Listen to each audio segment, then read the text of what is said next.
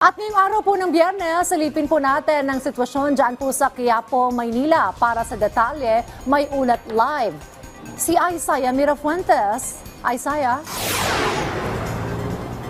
Rise and shine, Dayan, at magandang Happy Friday morning. Nako, huling araw na ng Pebrero at nandito ako ngayon sa Quiapo Church. At ngayong umaga, unti-unti nang dumadagsa ang ating mga kababayan. Nakaugalian na ng ating mga kababayang Katoliko ang magtungo sa Quiapo Church tuwing Biyernes ng kada linggo. Ngayong umaga, dumadami na mga taong nagpupunta sa simbahan. Sa pagputok pa lang ng araw, umabot na sa hanggang labas ang volume ng mga tao dito sa Quiapo Church.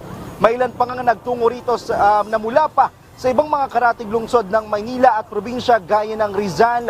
May mga pulis na mga nagbabantay ng sitwasyon dito para maiwasan na rin ang mga krimen.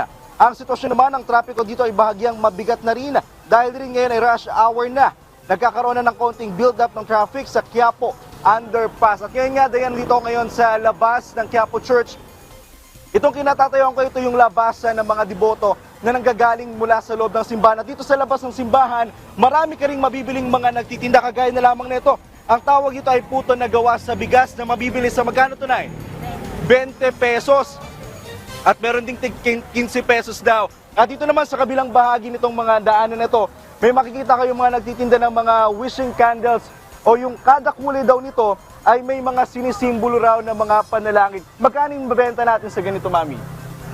50 pesos. So pwedeng diyang sindihan at pwede na silang magbigay ng kanilang mga panalangin. Sa kabilang bahagi naman, may nakikita tayong mga nagtitinda ng mga halaman, ng mga sampagita na nilalagay nila sa kanilang mga santo. At mulang update mula dito sa Quiapo Church, balik muna sa iyo, Dayan.